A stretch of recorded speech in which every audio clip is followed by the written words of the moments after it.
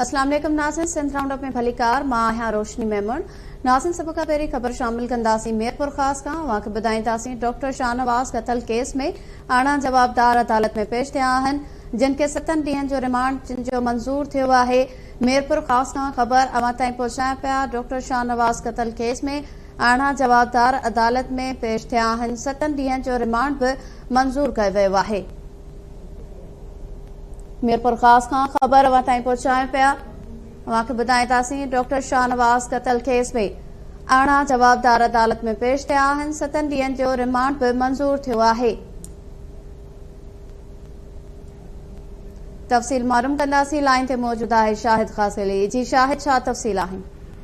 जी, मीरपुर ख़ास पुलिस जैली मुक़ाबले में मारियल डॉक्टर शाहनवाज़ कुंबर जे लाश खे उमरकोट में दफ़न करण दौरान रस्मनि में रुकावटूं विझण ऐं वारसनि खां लाश फुरे हुनजी बेउमती करण ऐं साड़ण जे इल्ज़ाम हेठि आयल 11 जवाबदारनि खे उमरकोट पुलिस जी मीरपुर ख़ास जे दहशतगर्दी तौर अदालत में पेश कयो। पेश थियल में मौलवी अहमद शाहानी, मौलवी रियाज़ अहमद, रियाज़ पवर, शेर अली समेत, महबूब सांद, गुलाम मुस्तफा पवर, नूरतन पवर, गमशाद पवर, मोहम्मद सैफल पवर, मौलवी अमजद, लखबीर, अरशद समेजो, अलीम समेजो, फकीर मोहम्मद पलीजो, मोहम्मद सलीम सांद, बदरुद्दीन पवर, अब्दुल गफूर गफार जो पवर, आंगड़ दाऊद पवर ऐं मशहूर ख़ास किले जे कैनो पेश थियल में शामिल आहिनि। केस इन्वेस्टिगेशन ऑफिसर पारां जवाबदारनि खे वधीक जांच जे सिलसिले में इस्तदा कई वई त खेनि जेको आहे उहो 7 ॾींहनि जेको आहे रिमांड ॾिनो वञे, जंहिं बैदि अदालत चङो जेको आहे उहो पुलिस खे समूरनि जवाबदारनि खे जेको आहे उहो 7 ॾींहनि जे रिमांड ते पुलिस जे हवाले करे छॾियो आहे।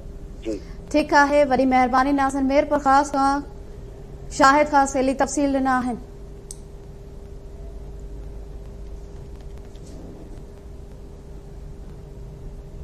थाणा खान खां ख़बर अवां ताईं पहुचाईंदासीं, जिते कोहिस्तान जे मुख़्तलिफ़ इलाइक़नि में तेज़ हवा सां बरसात थी आहे, जंहिं सबबि मौसम ख़ुशगवार थी वई आहे। अवांखे ॿुधाईंदासीं त करचात, बसरा, थाणो आरिफ खान ऐं भर पासे वारनि जाबलू इलाइक़नि में तेज़ हवा सां गॾु वसकारो थियो आहे। थाणा बुला खान खां ख़बर अवां ताईं पहुचायूं पिया।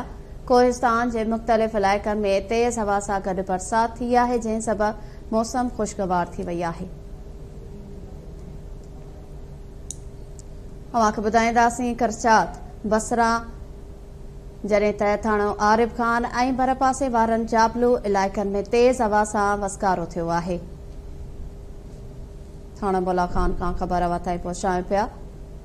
कोहिस्तान जे मुख़्तलिफ़ इलाइक़नि में तेज़ हवा सां बरसात थी आहे, मौसम ख़ुशगवार थी वई आहे।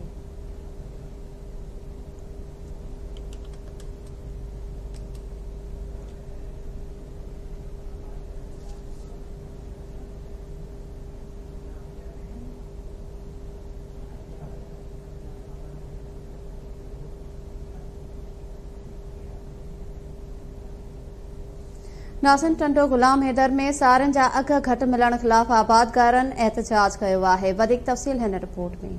टंडो गुलाम हैदर तेलके जे यूनियन काउंसिल लकीएट मीरवा जे आबादगारनि तरफ़ां सारनि जे अघ में लातजाज कयो वियो आहे। अचो त एहतजाज में शरीक थींदड़ आबादगारनि खां पुछंदासीं उहो असांखे छा था ॿुधाइनि। डिस्ट्रिक्ट टंडो मोहम्मद खान जा आबादगार आहियूं, तालको टंडो गुलाम हैदर। हिते असां वटि हिन बरसात जे हाञेकार में जेके बि आबादियूं पाणी जे घणे हुअण जे करे तबाह थी वियूं आहिनि, तंहिंखां पोइ हाणे जेको वरी हिते असांजा जेके कारखानदार ऐं सेठिया आहिनि, उन्हनि जेको 32-3500 रेट हलियो पियो, उनखे हटाए 2500 कयो अथनि। ॿिज जेको 2000 खां 2500 किलो असां ख़रीद कयो आहे। बरसाति जे हिन सीज़न में असांजी तमामु वधि मां वधि तबाही थी आहे। हिते हिकु हटी जारी आहे। हिते जेके सेठ आहिनि, सरमाएदार आहिनि, उन्हनि पंहिंजो हिकठी करे असां नंढनि आबादगारनि खे ऐं ग़रीब हारियुनि जो खून चूसे रहिया आहिनि। अघ में जेको ॼाणाए रहिया आहिनि त जेको आहे उहो चांवर जो इंटरनेशनल मार्केट में जेको आहे उहो रेट घटि थियो आहे। असां इन जे करे सारी जो रेट घटायो आहे। लिहाज़ा इन शइ में का बि सदाकत कोन्हे। ही मिल्स मालिकान पंहिंजी हिकठी करे हथरादू जेको आहे उहो रेट घटि करे आबादगारनि खे फुरे रहिया आहिनि। काल्ह मुंहिंजो 1 मण ते 6 किलो कटौती कई हुई आहे। जे अन साफ़ आहे चवंदा मोचर आहे, जे अन साफ़ न आहे चवंदा दागी आहे। न असांखे रेट थो मिले। असां हाणे पिनण ते मजबूर असांखे कयो पियो वञे। ज़राई भाण 5000 रुपया बोरी हली आहे। 1 किलो ॿिज हाईब्रिड 2500 रुपया हलियो आहे। ट्रैक्टर 3000 रुपया हलियो आहे। हाणे उन्हनि ख़र्च त असांजा कोन था निकिरनि, पर असीं अॼु माना पंहिंजे ईमानदारी सां घरां असां ॾेई जान पिया चरायूं। एहतजाज कंदड़नि तव्हां ॻाल्हियूं ॿुधियूं। अॼु बात कीरियो KTN न्यूज़ टंडो गुलाम हैदर। नासिन तंगवाणी में बदअमनी खिलाफ शहर में शटर बंद हड़ताल कई वई आहे। इन हवाले सां वधीक तफ़सील ॾिसूं था हिन रिपोर्ट में। नाज़रीन, तंगवाणी बर्पा थियल इलाइक़नि में शदीद बदअमनी खिलाफ अॼु तंगवाणी जे मुख़्तलिफ़ सियासी समाजी तंज़ीम शहरी एक्शन कमेटी सर ते मुकमिल शटर बंद हड़ताल करे धरणो कयो आहे। अचो त हुन सां ॻाल्हायूं। रोज़ बरोज़ फुर ऐं धाड़ा ऐं वारदात डेली इहो मालूमात बणी वियो आहे। हीअ अॼु असांजो शहरी एक्शन कमेटी तरफ़ां हीअ रखियल 3 ॾींहंनि जो इहो जेको आहे शटरबंद हड़ताल आहे। इन खां अलावा जॾहिं बदअमनी ते कंट्रोल न थियो त अॻियां असां पंहिंजो राय अमल जोड़ींदासीं।